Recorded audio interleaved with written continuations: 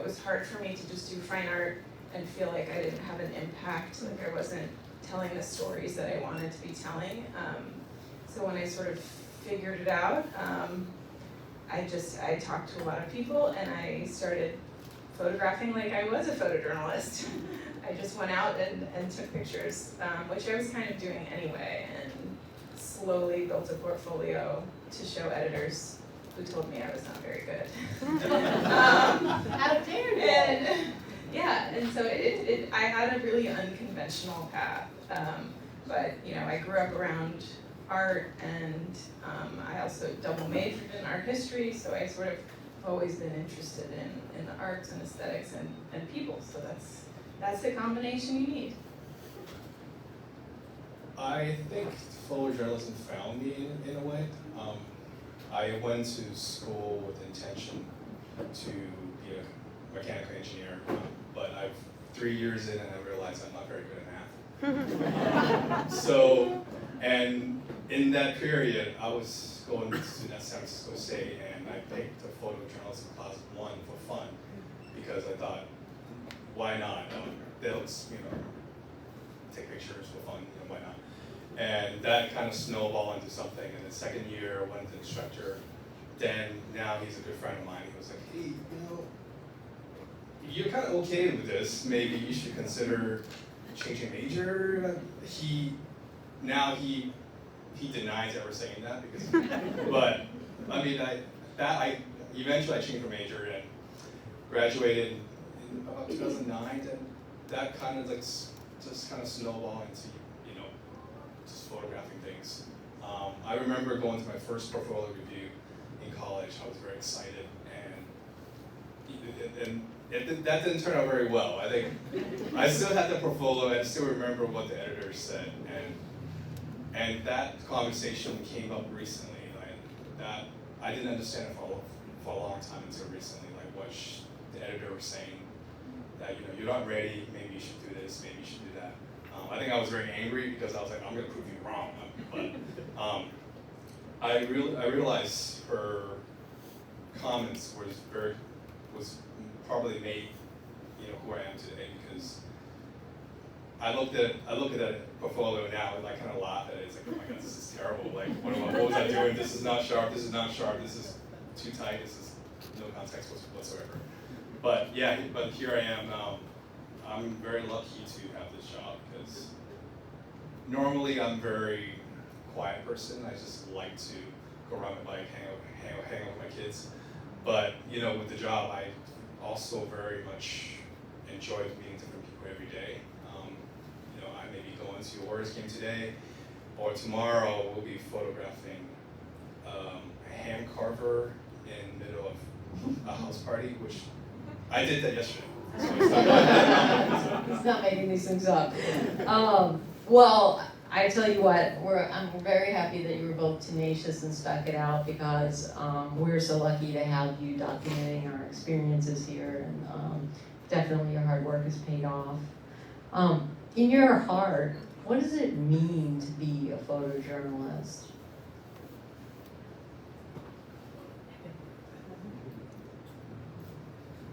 I think my job is to, obviously I'll photograph whatever the assignment comes to me. I will do whatever I could to photograph it, even though sometimes I think it's boring, but I would do what I could to. And I'd probably send you on that boring assignment. Well, those boring assignments sometimes will make the best photos. I think that's one thing I learned, very early on, that there are really no bad assignments. You just have to make the best out of it. There are, sometimes you may be photographing, a plate of food, but the approach to, and you still have to put your effort in instead of just going to get all excited to photograph a basketball game.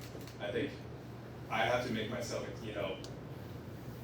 sometimes, I don't know, it's there to photograph and to document, what we're attached to, whether it's food or, our like heavy issues like drug prices and so forth. Just to be there for the moment, and get ready and be ready for it. Yeah, I think for me, photojournalism, the definition of it has changed actually a lot, even over the course of my career, it's just been, I think initially it was like, okay, I'm gonna make some nice photos that go with this story. And now for me, it's really a lot more even about the journalism and being out on the ground and listening to what's happening in my community and being able to reflect that in my photographs. So I think one thing that's really special about our team in particular is that we have a voice as photographers, and we go out, and if we find a story, then we'll pitch it, and that will, the writing will follow, which is sort of flipping it on its head in a really wonderful way, because I think we are journalists, and because we're out there every day, we're really in touch with what's going on. And so I think Nicole has really fought for us to be able to have stories that we put forward. Absolutely. One of my mantras is photojournalism is journalism, and it's so simple, but if you get people around you to embrace that, it's not art. It can be artful, but the core is that we're trying to tell stories, and we're trying to make change, and we're trying to wake people up to the world around them and connect people. And it's mission driven. It's a public service. It's not about pretty pictures, although we can make some pretty pictures sometimes too, and that is lovely. But the real purpose is to bring our community the news that they need to make informed decisions. Well, let's take a second to do some housekeeping and talk about what's going to happen tonight. So we're going to see some pictures, which is pretty awesome. We're going to hear the stories behind the pictures, which is awesome. And because a lot of times, just learning what went into making that picture and the moments that happened before and after can be just like mind-blowing. And so I'm really looking forward to drilling down and finding out a little more about that. We're going to talk about what it means to be a photojournalist and how to approach the work in an ethical manner. We're going to finally then let you guys talk, because my God, look at all y'all here, and I know that you probably came with some questions and some curiosity, so I can't wait to hear those as well. So originally we were supposed to have 3 people here, 3 photojournalists, and Yoshi unfortunately could not make it, but I made a promise to her that I would show her this fabulous crowd. So if you guys don't mind, can we do a selfie for Yoshi? All right, I'm really bad at the selfie holding, but we're gonna try this real quick. Just a FYI, it's National Selfie Day. What? Yes, it is. Oh my gosh! All right. Well, then I better do a good job, right? All right. Who's ready? We're ready. All right. Come on, guys. Y'all come over here. Oh, all right. 1, 2, 1, 2. Everybody say, "Hey, Yoshi!" Yoshi! All right. Awesome. Excellent. Thank you so much for that. She's going to be so excited. Are you going to publish this tomorrow morning? Front page news. Come on, let's go. I think we might have missed deadline, but otherwise it totally would have been on the front page. We got the editor in the back. He can make this call. Hold the paper. Stop the presses. Do you mind if I say one thing real quick before we start? Is that okay? Please. Okay.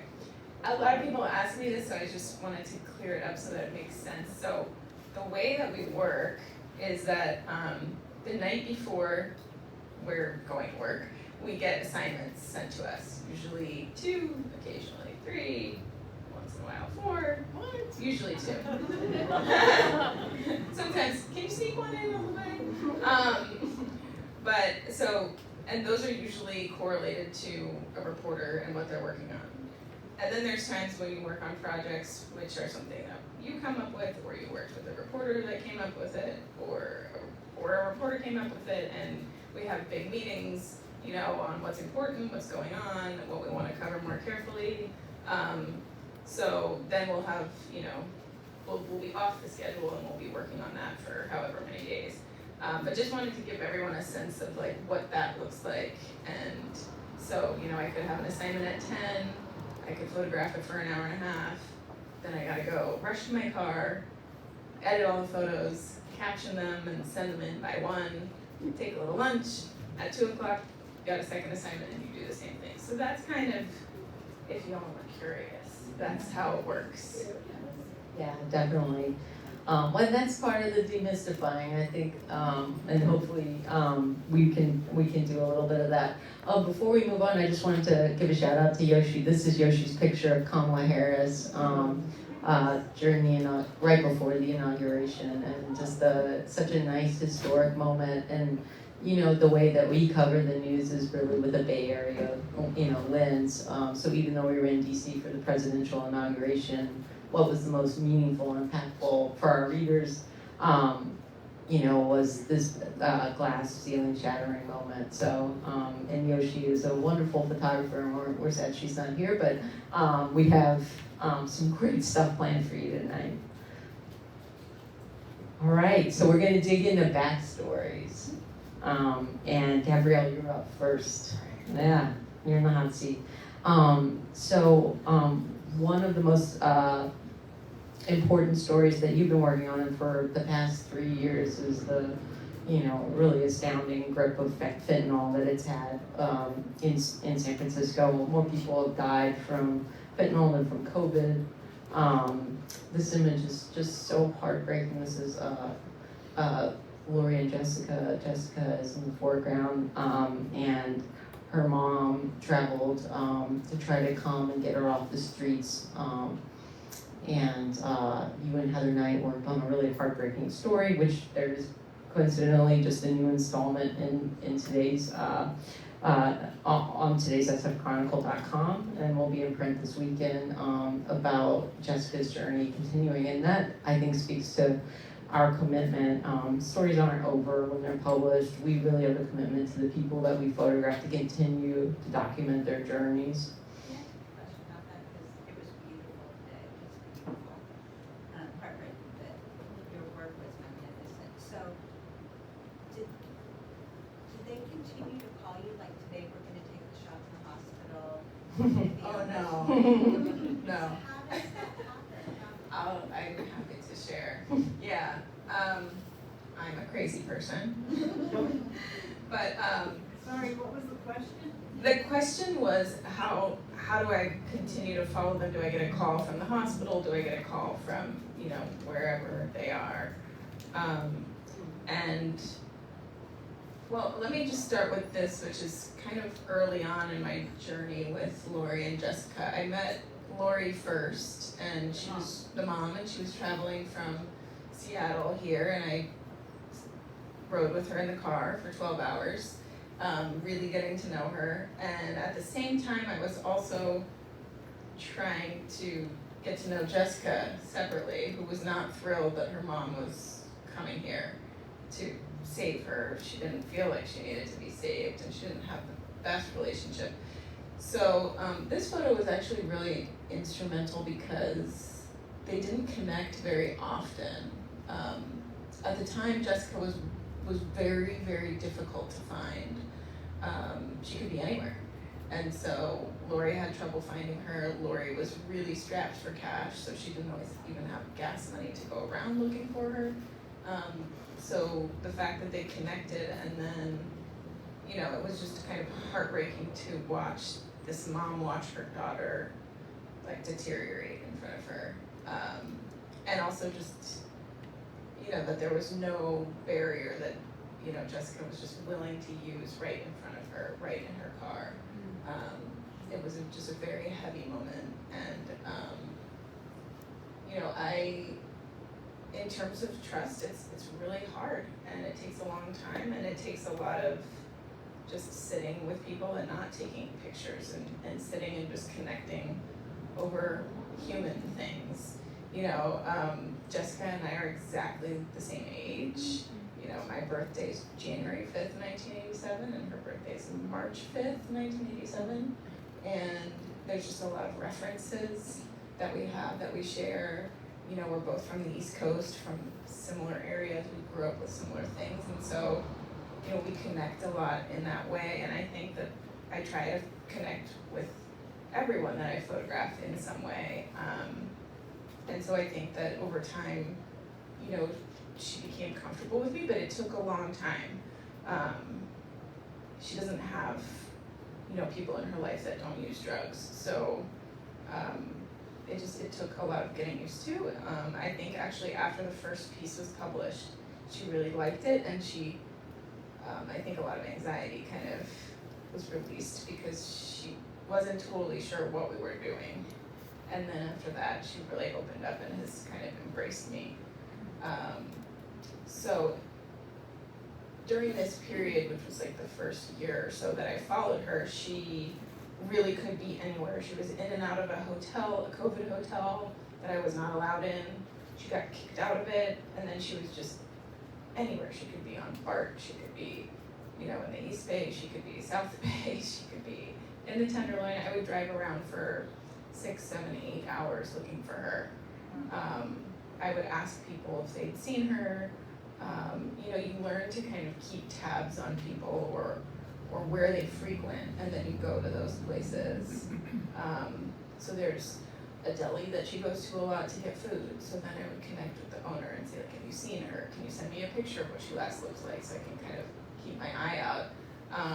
More recently, she's been in one area, so it's been a lot easier to find her. And I really check in on her a lot. So to answer your question, I check in on her as much as I can, even if it's just like I'm going to an assignment and I think she's gonna be in these 3 blocks. I'll walk around and be like, have you guys seen Jess? Have you seen Jess? And if no one has seen her for like 3+ days, I start calling the hospitals. And I'll call 6, 7, 8 hospitals and see if she's there. And sure enough, yeah, she's here. So then I have to get approval from the hospital, which is a whole other thing. But yeah, it's me keeping tabs on her a lot, pretty regularly. So that's how I continue the relationship. And I saw her just before I came here. And you've worked hard to have her want the relationship to continue, which is not easy. You know, there's a lot of trust that's been built up. Yeah, definitely. You can also just say that it's so great that Chronicle supports you in developing and continuing the relationship, because that's part of like why I subscribe to the Chronicle, right? Is because like we want to make sure like journalism is alive and well, and that you're, you know, even though it's not your assignment per se that day, that you're continuing that relationship. Yeah, thank you so much for saying that. We do really try to value, you know, following people and seeing the evolution of what happens to them. And yeah, I mean, I'm there at all hours, not just 9 to 5, because I really do care. I really care about her story, and I care deeply about sharing it with the public. I think for me, one of the most important parts of what we do is that you all would never see this. You know, I want to kind of like strip the blanket and show you what you may never see. And that to me feels like a privilege, so that's what I want to share. Yeah, thank you so much for that. Really appreciate it. And you know, this next photo by Stephen really speaks to that issue as well. The folks that we're photographing are people with a lot of depth. They're people who are going through a lot of things and have a lot of, you know, personal story. It's so easy to stereotype folks who are in crisis or folks who are struggling. But, you know, this is Anthony, and Anthony, you know, he defies stereotypes. He quotes Joseph Campbell. He's a deep thinker and a really sweet, wonderful guy. He tried really hard to get intervention and to quit fentanyl, and no beds would open up for him. He got up every day, you know, and at 7 o'clock in the morning calling for help and could not get help. And Stephen had spent a remarkable amount of time with Anthony, getting to know him. And, you know, although you guys are from, you know, different places, how did you connect? Yeah, I think in the beginning, connecting with Anthony was the first time we met. He actually lives around here, a few blocks from here, and we met at a park. It was me and Porter Shishitadani. We just kind of like meet and see what checking out, you're working on a story, we don't know where the story is going to lead us. And we found him because somehow we connected with him, and the first couple of times it was very dry. It was kind of like, hey, how's it going, And I think it took maybe a couple of months before I made it, I made it into his room. And after that, I kind of very early on, I kind of explained to him what we're trying to do, and I told him, I know it's difficult to comprehend. Maybe I would be, if I was in your shoe, I would think about it, because someone in your room, spending like days with you, photographing, I'll be literally in his room for days, 12 by 12. I'll bring my own chairs there because it's very cramped, and there are mice running around, there's a cat running around in and out, and I just have to sit there and wait for something to happen. I had to explain to him, it might be, I don't know how to explain it to you, but I hope you can trust me that I'm here. The reason I'm sitting here is because I want to photograph. I want to photograph your life as real as possible. So it might sound weird that I want to be here at odd hours, or just sitting here not doing anything, because I can't tell him what to do, and I don't know what he's doing. And sometimes things happen very spontaneously. I'll be going into his room. He's like, hey, I'm gonna go to Target. You want to come? I was like, heck yeah. I've been sitting here for weeks. Let's go to Target. And then or even go for a walk. Just go downstairs. Something simple. Like little things like that. Sometimes like makes a photo. Because otherwise it would be just a photo of him in his room. How much time did I spend in his room? We watched a lot of TVs together. We watched basically an entire season of Squid Game in about a day and a half. And he is in his bed and I'm in the corner with this little tiny folding chair, just waiting for things to happen. Stephen bought this folding chair to go and spend time with them. Yeah, Just amazing. There weren't a lot of spaces to sit on, so I figure I have a folding chair in my back of my trunk, so let's make it useful. Yeah, it's and awesome. it worked out. We kind of have a joke about it. Did you bring a chair today? What did you learn from Anthony? He is a gentle giant. We'll be walking, and I think a lot of our conversations. Obviously, I'm there because I have a job to do. But we talk about a lot of things. We talk about he would tell me how his childhood, growing up in Florida, and I would tell him about me growing up in Hong Kong. And there's I don't think there's any connection whatsoever between Hong Kong and Florida. But I think it's just a time that we share like little things like that. He would eventually open up and say, hey, at one point I was a caterer, at this on movie sets and this and that, and just one thing, and I just kind of keep notes, and eventually something to revisit and something I can photograph at some point. Yeah, I think people don't realize they see photojournalists as just taking, and really when photojournalism really becomes next level is when the photojournalist is willing to share their own experiences and let down that wall and connect. That's when trust happens, and it's a pretty magical thing.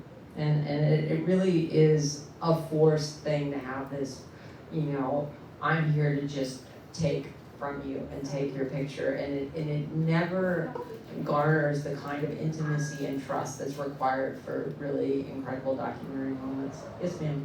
What made you choose this particular person? We found, it was very difficult to find any person for the story. I think the story we started off was because African American male, middle-aged male, was one of the group that was hit hard the most with fentanyl, and we were trying to find someone that would illustrate the story.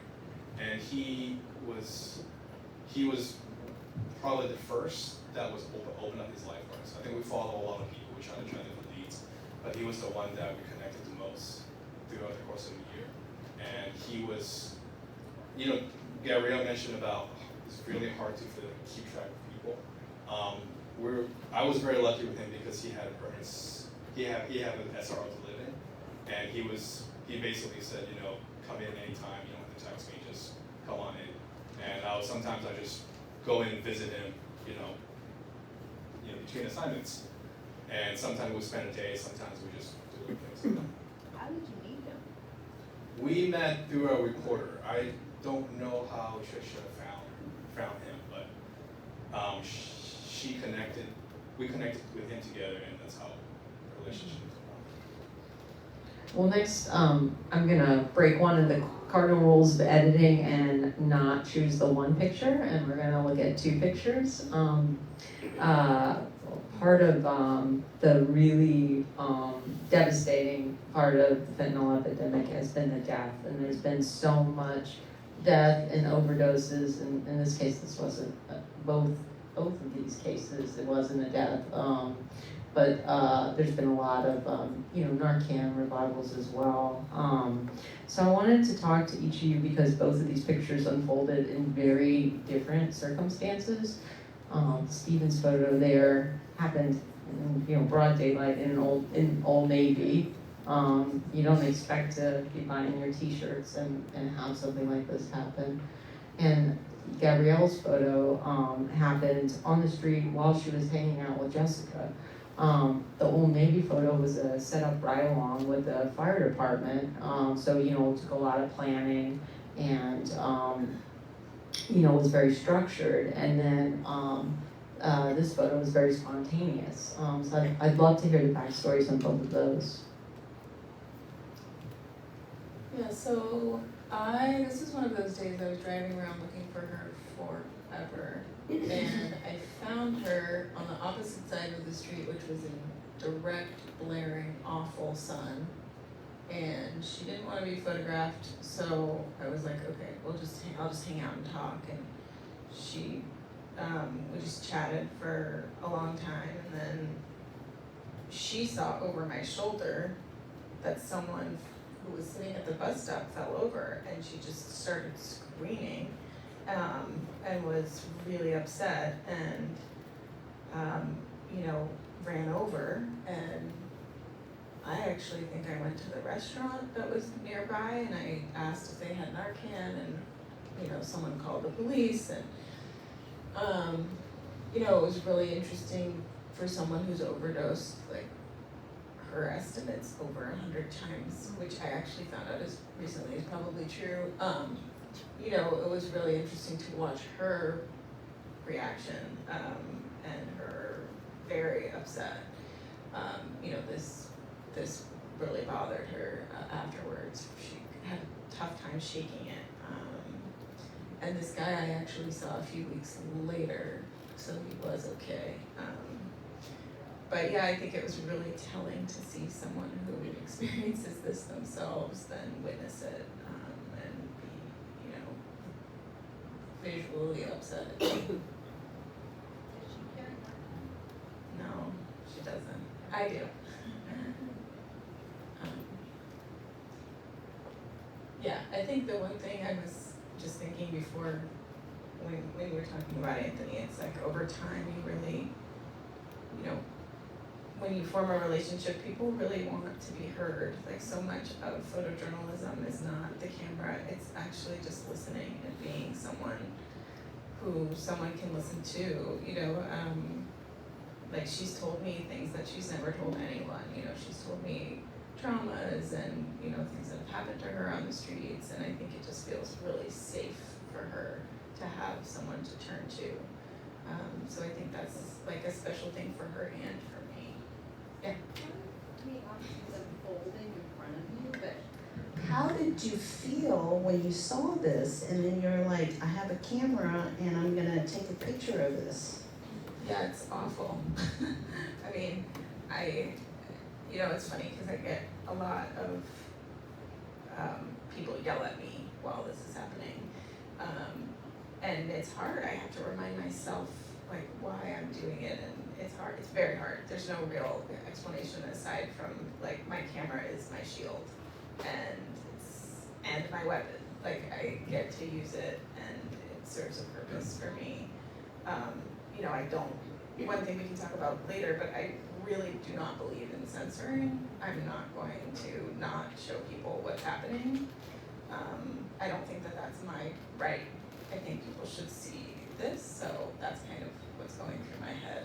Well, and also there's I think a real misconception that people don't want to be seen and don't want their stories told. I think representation matters so tremendously, and folks who feel like people walk by them and don't care every day of their lives, when you do commit the time and say that you are valuable, your life is valuable, and we want to show the community what you're going through, I think a lot of folks, it's easy to make the assumption that this is an act of exploitation, but the truth is this is an act of hopefully amplifying someone's story and their crisis. What about your story? Yeah, like Nicole mentioned earlier, that my photo happened during a formal SF Fire Department ride-along, and this photo happened towards, it was about like a 5-hour ride-along. For the first 4 hours, there was absolutely nothing going on. Even the PIO that was taking me around was mentioned, this is really odd, very quiet day.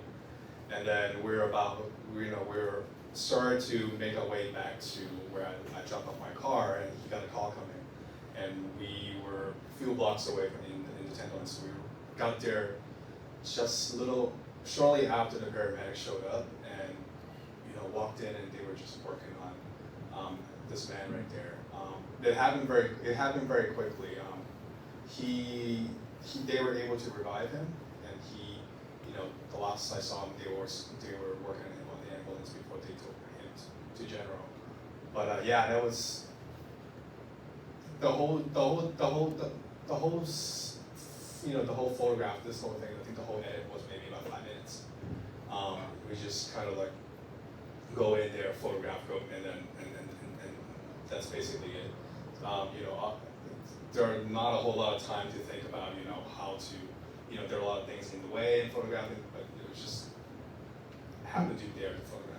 And that's sort of the essence of photojournalism. Hurry up and wait. 5 hours of waiting, 5 minutes of photographing, and that's it in a nutshell. Being prepared, not sort of being mentally dulled by the process of waiting, and always being ready is so important.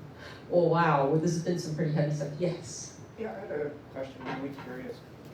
For both parties, I don't need one answer though. So when you're embedding with these people like you are, becoming personal friends and what have you, when it comes time to write the article, are you working with a writer? Are you writing it yourself?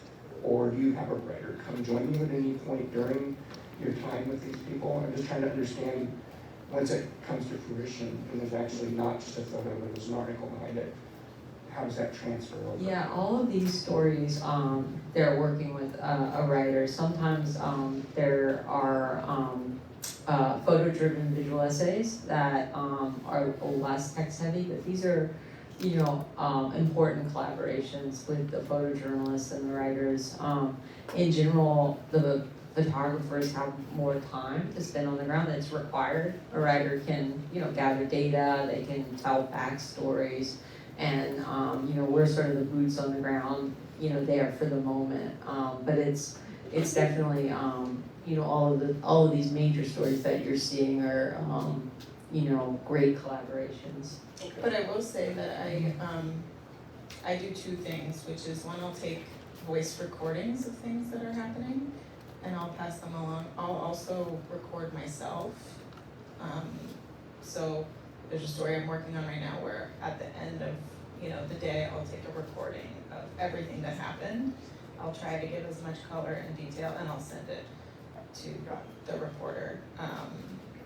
So that way, a lot of that stuff actually does end up in there. Right, so the reporting is such a crucial part, of what we do, but not necessarily writing the story, but providing that color and those quotes and that sort of thing. Yeah, so I thought we would switch gears because I don't want you guys to all go home really sad, right? So we're gonna lighten it up. Pardon? I said, please. Okay, all right, well, here we go. You're gonna love where we're going with this. We really wanted to show what it was like to grow up in an SRO, and something a little different than like Anthony's SRO experience or, other places. Gabrielle found Winnie and her family, and I was particularly touched by this image. It's such a caring image, and it's actually an incredibly storytelling image of what it's like growing up in an SRO, and I was hoping Gabrielle could tell us a little about that. Yeah, so Winnie, who was 8 at the time, she didn't know anything other than her tiny 200 square foot SRO that she shared with her parents and her brother. She shared that bed with her brother. She did everything on that bed. She did her homework, she ate her snacks, she practiced her piano, she got her bath. So her parents did not like the shared bathrooms that are in the hallways. And so her father would wash her hair like this for her. And it was a really beautiful way that they would connect. They were very close, but they weren't always intimate. Like they didn't always hug or, show their love affectionately. But this was something that she really loved. And this one thing I really love about this story is like I came in with this misconception of like, oh, it must be really hard to live in this teeny tiny space, with your brother and your parents. And they actually like got the housing lottery where they ended up getting a house in the Sunset, like a whole house to themselves. And she was so scared. She was nervous. She was like, I'm so used to having my parents literally at an arm's, length. And, she was just really nervous, and I thought that was just so beautiful, just that I came in thinking, oh, it must be tough, and for her, that was what she knew, and she loved it so much, and she was so scared to take a shower, that her dad still does this, even at their new home. That's amazing. Well, next up is a photo that is a rare thing. It was a huge favorite on the photo desk with the photo editors, and also a huge reader favorite as well. So that the stars were totally aligned. But one of the things that I see when I look at this photo is that Stephen was away from his family when he shot this beautiful moment of childhood, and he spent so much time away from his family documenting the stories of others. And I was just curious, how do you balance your role as a photographer and a dad and husband? I think that all credit goes to my wife, right there.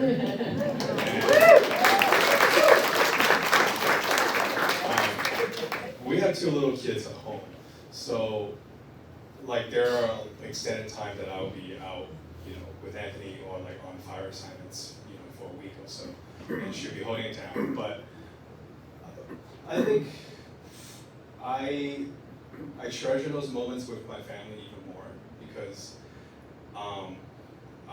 it's sort of my way to decompress. I think sometimes maybe we have a very heavy assignments, maybe it was a lot stressful day, but having the family there just to have a meal together or talk with friends, and that's kind of like keep me sane, kind of keeps me going. So I think it's all credit to her. Thank you so much. We owe you a lot. Incredible things have happened since Stephen has joined our team, and I think his images have been just such a delight. And I've gotten to know a side of San Francisco that I would have never known, because without Stephen's eyes, we would have never seen it.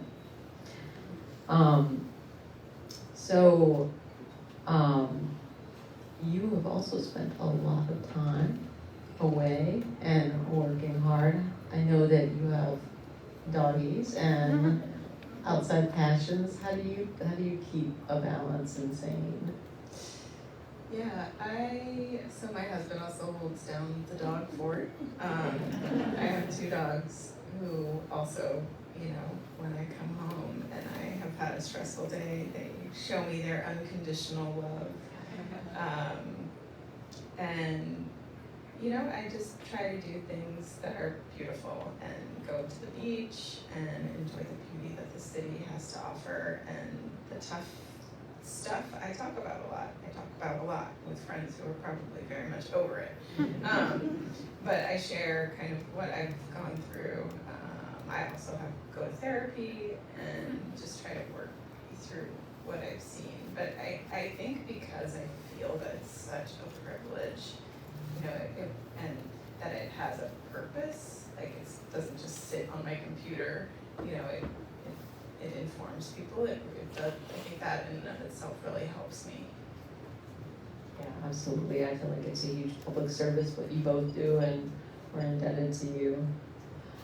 Stephen, you are a former San Francisco Chronicle intern who A long time ago. and are now a Chronicle photographer. How has photojournalism changed since you started?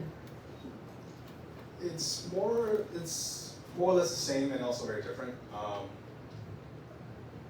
I graduated college in 2009. We are fully digital then, but now that we, with broadband internet and everything, everything is so much faster. For example, at a wildfire, used to be, we had to photograph and either drive maybe like an hour or half an hour out to somewhere with cell phone reception to send the photos. We don't have to do that anymore. We use Starlink, so we can just pop it up and just send it. Speed, it's everything. Just the demand for now news is like it's so much higher than what it once was, and it's very exciting and also very scary because I felt like I'm doing it as fast as I can, but it's doing not fast enough. So I'm trying to always find things like way to streamline the work, a little faster. But I think the job of operating the camera, which I think now is more or less a mini computer in front of us, and everything, the technical aspect is still the same. There's a lot of technicalities into it, but then you also have to put a lot of physical work to it. I think social media has definitely helped a lot in terms of news gathering, but there's no substitutions for just to go around in the community, just to talk to people and just to walk around. And maybe on that thread, can you talk about what it's like to cover a wildfire up close and being in the thick of that? It's really hot. Gabrielle, we were just talking about, we did campfire together, and I got her a little burn mark. But yeah, wildfire, is always a rush. They're oftentimes very far away. So we try to, as soon as we hear about it, we try to figure out whether it's a fire that we need to go. And usually during fire seasons, most of my stuff I pack. I've stuffed everything in cases and backpacks, and I know how many cases I need to bring, and I just shove everything into the back of the car and just go. Once you go into a fire zone, photographer likes to be up close to the flames, so we usually just go to where I can get close to anything to photograph. The usual first 12 hours, the first day I usually don't really sleep around the first day because we just work, take a 3-hour nap, and then in the car and go photograph more, and then usually things slows down a little bit on the second and third day. You can finally take a break, go take a shower, and so forth. The one thing about fire that I find really different than anything else, aside that it's a fire, is I feel like we are really searching and finding the news. We're oftentimes the first ones there, so we're really used to our editors being like, oh, there's a shooting at so-and-so place. But in this situation, we're looking for the fire, and we're looking to break the news to everyone, which can be really stressful sometimes. I knew that Paradise had burned down, for anyone, and it's like, oh my gosh, there's 12,000 houses that just burned down. Let's get this news out. So it feels much more like breaking than anything. And on that same thread, working in San Francisco is also not safe. You've had to work in open air drug markets where You know, we've had, you know, folks throw beer bottles at cars, threaten us. You were swarmed once by a group of folks who were unhappy, saved by Jessica's boyfriend at the time. How do you stay safe on the streets? How do you operate, make the pictures, but still find a way to come home at night safe? And Yeah, well, I don't dress like I'm dressed. I wear a large sweatshirt and I cover my hair and kind of some sneakers and ratty jeans, and I'm just very low profile. I try to blend in as much as possible, and I have little tricks like carrying my gear in a plastic bag. And I really take out my camera only at very specific moments, and then I put it away, and I hope no one sees me. But I kind of go with my gut, and I make sure that no one around me seems sketchy, which is kind of hard in those situations. But you know, I really just kind of go with my gut and the vibe, and just I try to stay as low key as I can. I think that's kind of the trick. But yeah, I did almost get robbed. very lucky that Yeah. you came out of that okay. You know, I think one of the criticisms, and I sort of alluded to this earlier, is that, you know, that we're taking advantage of folks who are vulnerable.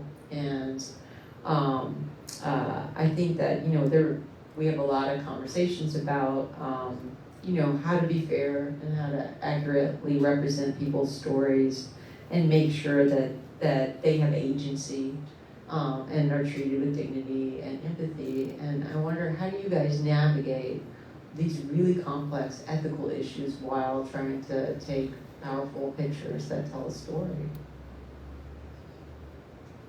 I think for me, it's always kind of evolving, and I'm open to, you know, changing the way that I think, but I think largely that I want to give the autonomy to the person.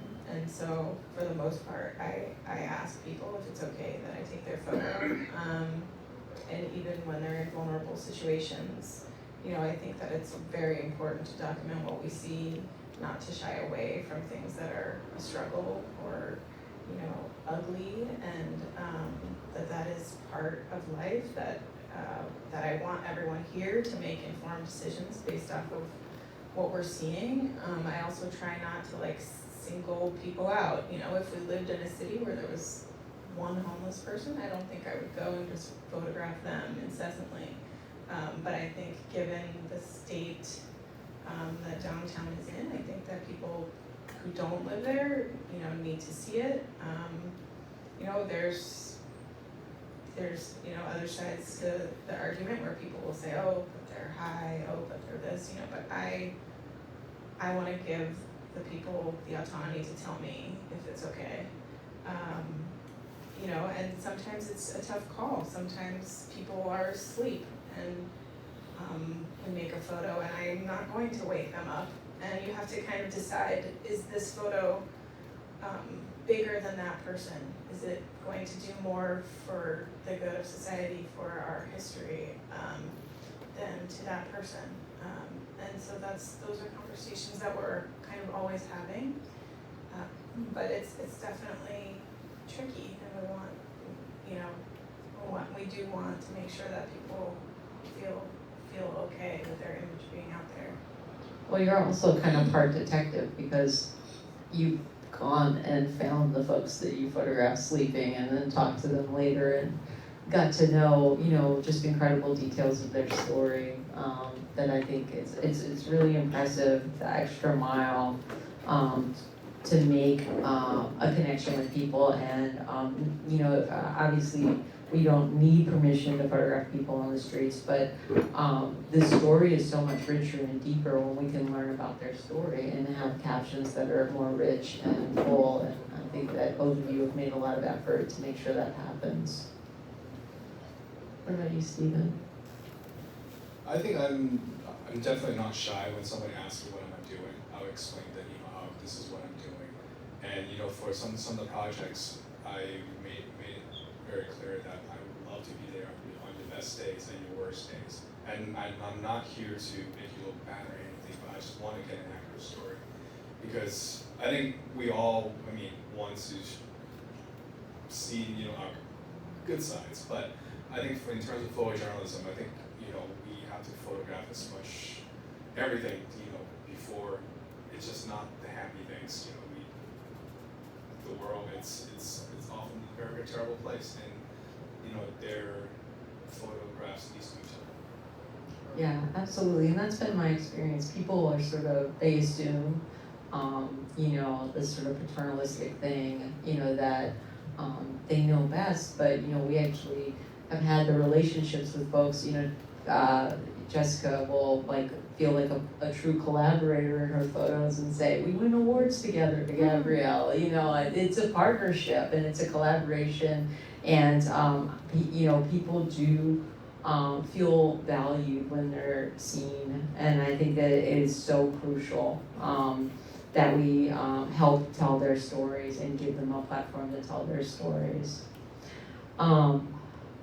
Well, here's the last two questions before we open it up to you all, and I have a feeling you guys are going to have some questions as well.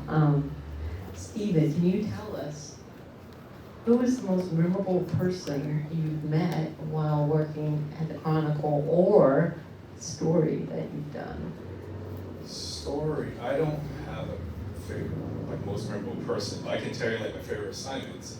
It was when I was actually not as a staff, I was working with one of our former editor, Russell Yip, on a fashion shoot, and we were managed to do on top of the Golden Gate Bridge, and it was probably the coolest thing that places that you would ever do a fashion shoot, and also it was very scary because I looked it up this morning. I thought the bridge is 470 feet in the tower, but it's 746 feet. So we were riding this tiny elevator with all the gear. We were standing up like this because it was very narrow, so we just ride an elevator like this. And me being the assistant, I had to make sure none of the gear will fall off the tower. So most of the gear was tethered to me, and I'm not tethered to anything. Yeah. So, here's the model doing her thing, and me holding this giant lighting rig to make sure, this is really cool, but this is really scary. But so that, I think, every photo shoot I learned something. And, there's also, I'm a bit of a gear nerd, so I try to do, think of everything ahead of time. But it's one of those things that plannings, all the good plannings, and it's all come to places.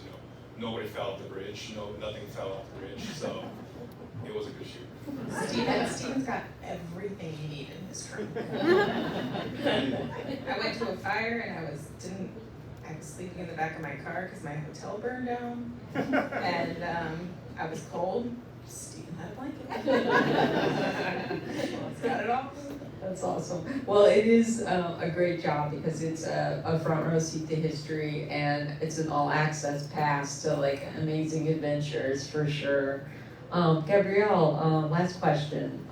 What advice would you give to the next generation of photojournalists? I think that I sort of touched on it earlier, but there's a lot of really great photographers, and but that is not enough. You have to show your vision. You have to show me what you care about, whether that's immigration or women's health or politics. Show me why you care. Show us what's important, and develop it.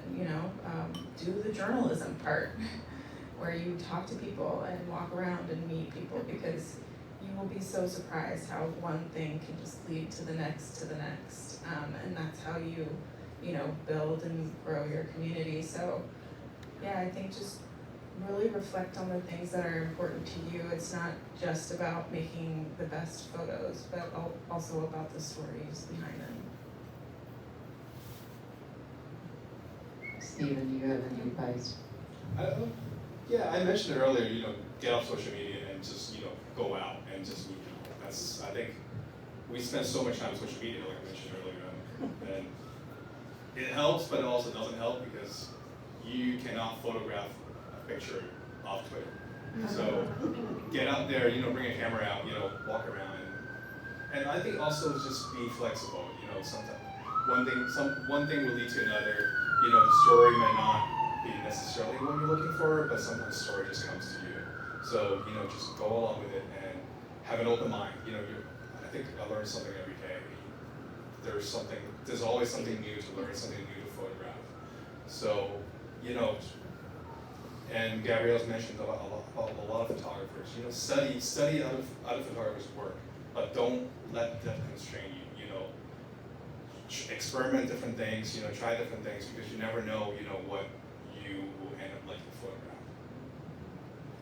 Awesome, thank you so much. Does anyone in the audience have any questions? Yeah. I think they're gonna bring you a microphone. You can be amplified. I wonder if you have favorite photographs hanging on your walls at home. Not of my own. Okay. I don't think that many people want my photos on their walls. But I do have a photo from photographer Bruce Davidson, who I used to kind of do some work for. So I have one of his from Coney Island series hung up on my wall. Stephen? I don't have a lot of stuff hanging on the wall, mostly just posters, drawings for my kids. But they slowly took it over my office wall. But I think one photo was from my coworker Jessica that she photographed, I think in a Tenderloin years ago. It's just this one simple heart-shaped balloon in front of a building. I just like simple photographs like that. Every time I look at it, it makes me smile. And there's the two other photographs. One of them is from a friend named Kojo Kino. He just do a lot of abstract ocean photos. It's not photojournalism, but I just like the flowiness. It's just gonna take your mind off from work and just. I hear there's a 25% discount on photography if you'd like to get some more stuff on your walls.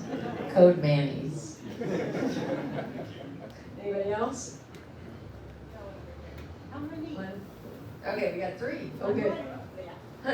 I might have missed it, but how many photojournalists does the Chronicle hire, and how many journalists, writers? Well, we have currently 10 staff photographers. One person is a fellow who's amazing, Salu, who I think might be sitting right near you. Yeah, Salu. So sometimes it's 9, sometimes it's 10, depending on our staffing. We have 5 photo editors, and I think, Amelia, do we have about 150, or is it closer to 200? It's about 170 overall, so 160 other types of journalists, but that includes everything. So, we're the small but mighty crew within the larger organization. Yeah, I think there were a couple others, yeah. Hi. Oh, sorry. Thank you so much for sharing your insights on how you build relationships over time with these individuals. How do you maintain kind of going deep with them and sharing your personal life, but then also maintaining some boundaries? It would seem to be pretty tough to kind of manage both sides. I think I tell Andy a lot of things, like a lot of personal things, but I told him that if you overdose, I will Narcan you and quit after one. That's not, I would not think twice about that. Luckily, we never had to visit that. But I'm also very mindful that, what I say or do will influence the story, so I'm very careful of that. When we were working on the fentanyl story, Morgan had a mental breakdown because he doesn't know how to figure out the bus ride to a job interview, and he was asking me, begging me to drive him to the stores. I was like, I can't do that. I wish I could help you, I could do that. He was like, can you get me an Uber? I said, I can't do that either. And it was part of the hardest thing to do because I know that, you know, the interview might possibly help him, but also I cannot, you know, because you know, my job as a journalist to be there as a documenter, to document it, you know, what he's going through, and I don't want to change the outcome of the story.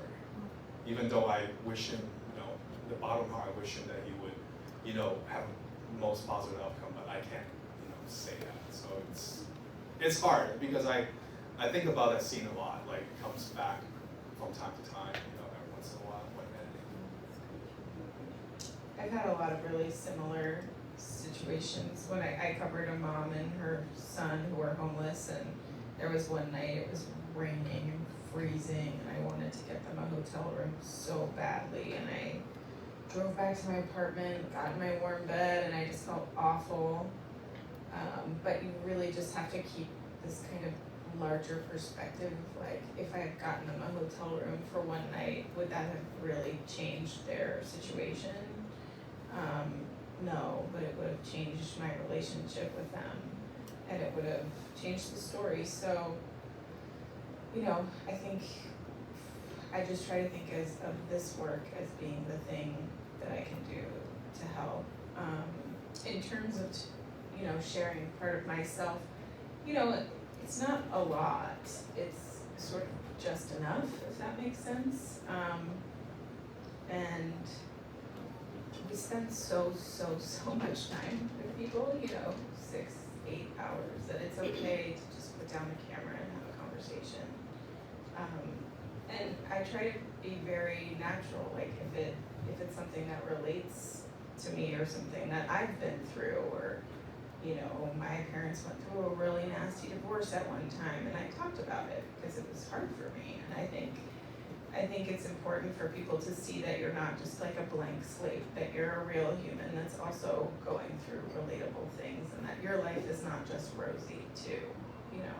So you just have to kind of, like Stephen said, you don't want to change the situation. So if something critical is happening, you're not talking, you know, you're not having a conversation, right? But if you're hanging out in someone's tent for 4 hours, you know, then you can kind of chime in.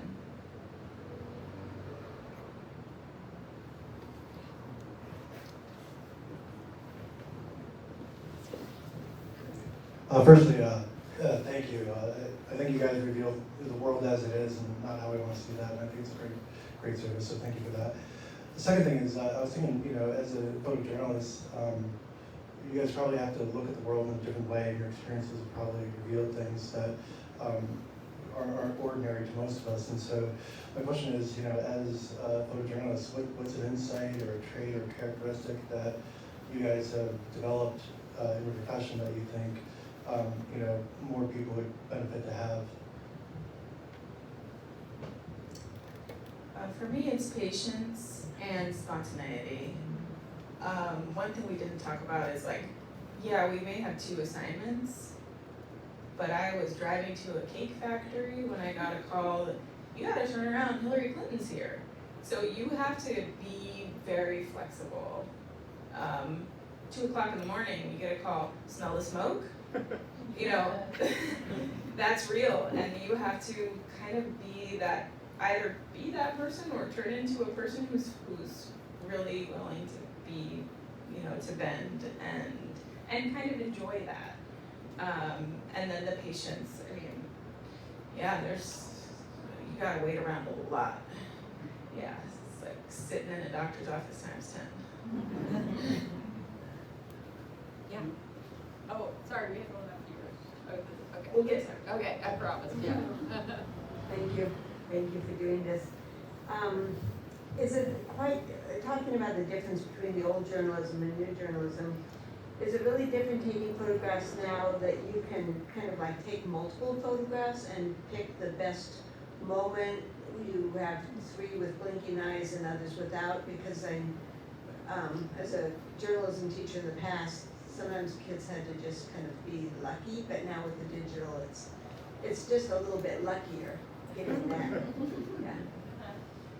I think the new digital camera helps because now I think the latest camera shoots 30 frames a second, and you know the autofocus is amazing. You know, you can lock into somebody's eyes in pitch dark and stuff.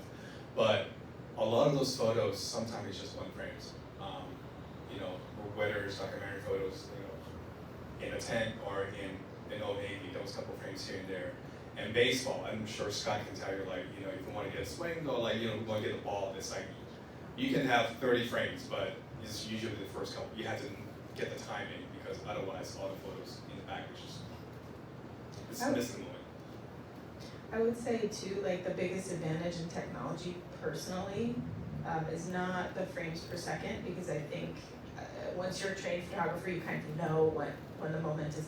I feel like because we have this leeway, we're all shooting a little too much, but we kind of know actually when to really be shooting. Like, but I think actually the biggest thing has been having a silent camera, which is only in the past year and a half. It's been incredible.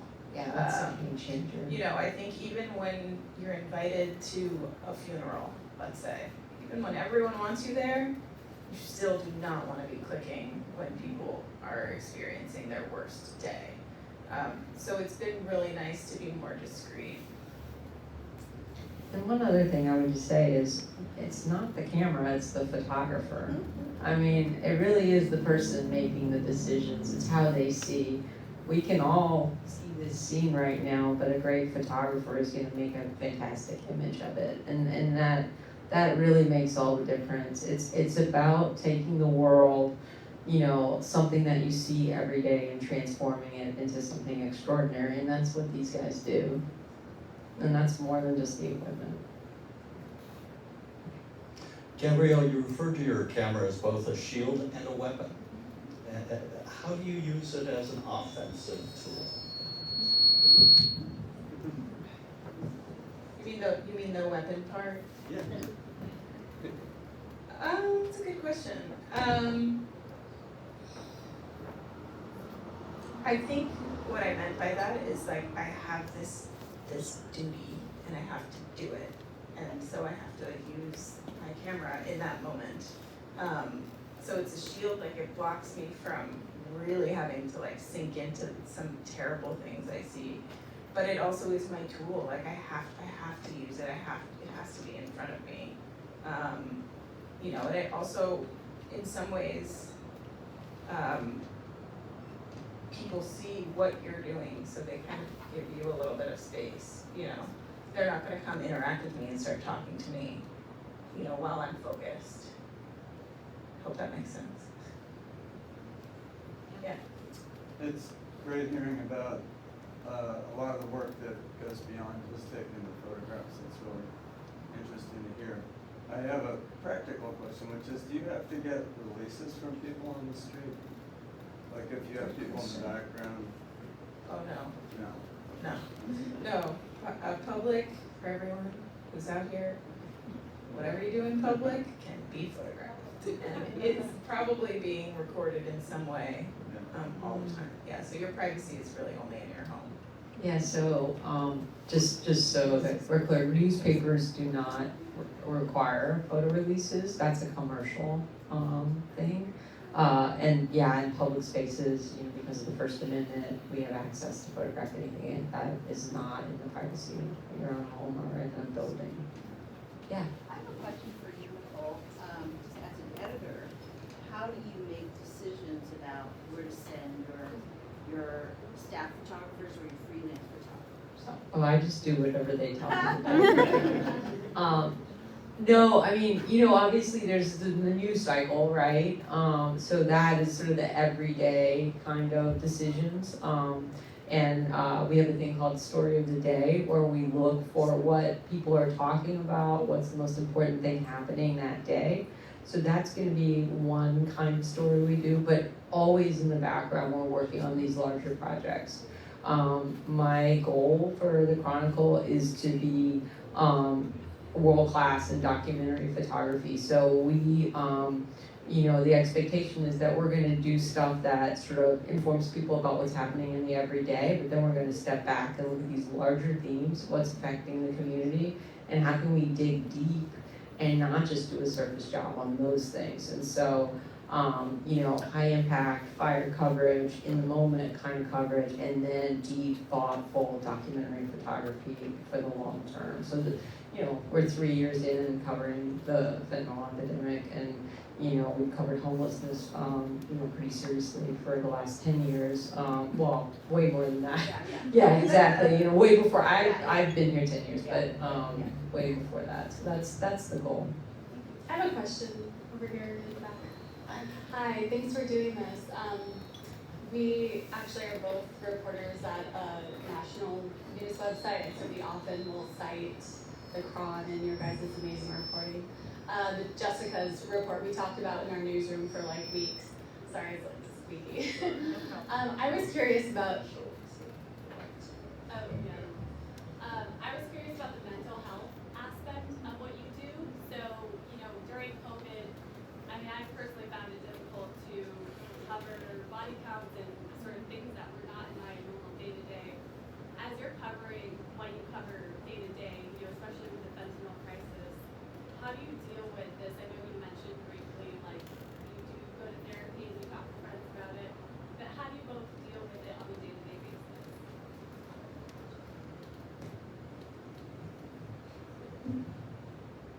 Yeah, it's sort of more the same. I mean, I really just talk a lot. Kind of probably spew at my husband and everything that I've seen in the day, or my friends. And I think I just try to keep myself grounded with, my family and beach walks. And, I don't think that this life is all doom and gloom, even if that's part of what I see. I think you have to be somewhat of a, optimist to do this work. Otherwise it can become, very dark. So I do see kind of the best in people.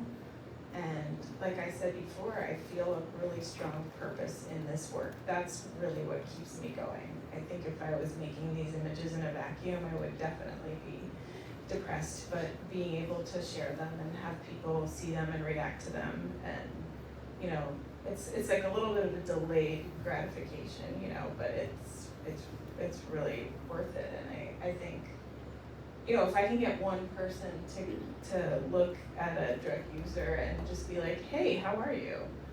For me, that's really enough. I really just want to humanize people, because even myself being out there when I dress like I do, people look at me like I'm an alien, and it's a horrible feeling.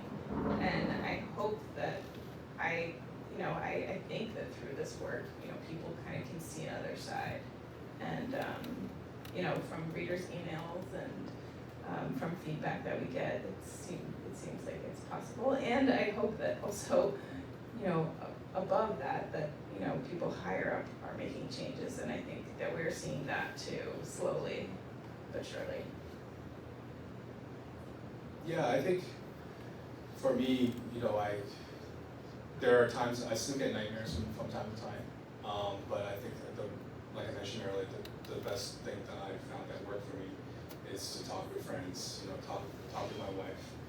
And I also go take really long bicycle rides just to put my heads away and just, not think about it for maybe a couple hours. But yeah, I think it's good to have a group of friends that you can trust, and I'm very fortunate to have a group of friends that we can talk about everything, good things, commiserate, or whatnot. I mean, we got robbed together at one point, so we talk about that. He's not kidding, yeah. But I think Gabrielle mentioned, the job is, I think sometimes people looked at this job as like, it's very dangerous. Yeah, it is dangerous, but, I do, like she mentioned, I do hope that, there will be positive outcomes, in terms of, that our job will bring, to inform the readers to, hope for, change for the better. I think also just leaning into when you are upset, sometimes it's the things that you least expect Like for me, covering fires is a lot of like the kind of, not nightmares, but I just, every time I come home, I just imagine my place melted. And the smells stay with you. And there was one point I had been covering a fire for 3 weeks and I felt fine, and then suddenly I started sobbing in my car and I was like, where did this come from? But it's fine. You just do it, and luckily we have enough people around us who actually very much understand what we're going through, and we're able to kind of lean on each other through those times and be like, this is really hard, this sucks. But I think, the brunt of it is the people who are documenting are really the people who are suffering. And so, yeah, it can be a challenge. Thank you for that. We have time for one more question. Hi, I don't have a mic, so I was gonna stand. I was super moved by how you guys approach your work, but I'm curious a little bit about like the art side, because all your photographs are beautiful, they're stunning. And yeah, I was a student photojournalist, and I really missed that critique element, but I know you're balancing that with pace. So what does that look like in the newsroom for you guys? Like, how do you give feedback, share feedback, and I assume it's also competitive, so what does that look like? I think we're fortunate to be able to have a room to experiment, and in terms of the art thing, of course we try to be ready for something to happen. Sometimes just anticipating something happen, or for the swinging photos, like I saw the swing there and I waited 45 minutes because I know it was something there. I don't want to leave. One of my mentor mentioned it over dinner 2 years ago, at fires, that if I know something's happening here, there will be pictures to be made. I will wait here as long as I could.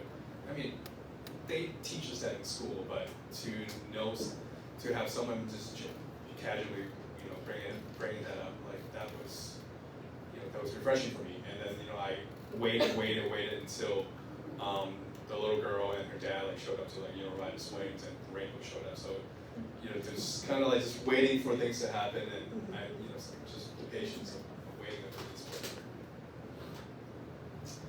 Yeah, I think for me, a great photo is when everything lines up, right? When there's emotion, a moment, beautiful light, beautiful composition, and that's an excellent photo, and that's really hard.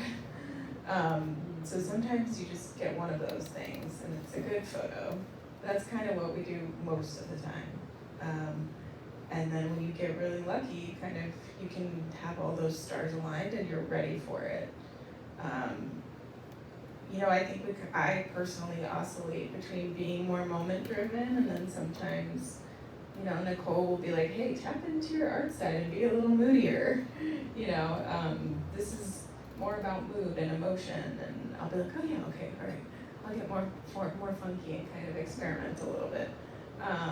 And that's what having a great leader is someone who can kind of push you in different directions. But I think, because it's not self-expression, I don't see it as much as art.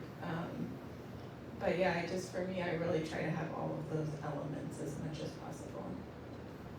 And the other thing, I think the other examples I can think of is, for when we were covering the Warriors this past playoffs runs, it was very different because I usually is the third photographer, but I like to be the third photographer because I can have the freedom to move around, and my editors were very encouraging, just feel free to move around, do whatever thing. So one day I would bring this giant flash that you usually use for fashion shoots, bring it there,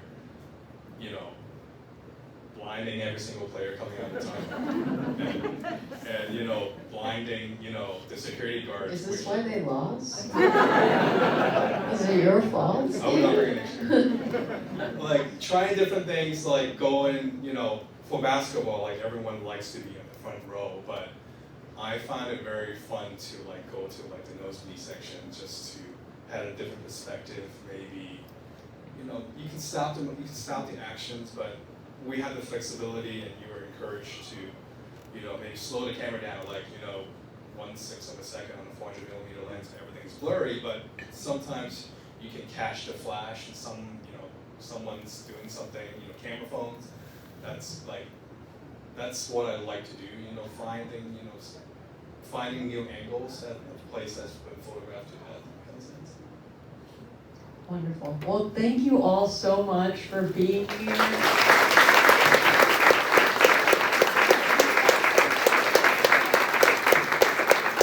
Your support of local journalism means the world to us, and we so appreciate you, and thanks so much for this really great, engaging conversation. You guys were awesome. Thank you. Thank you.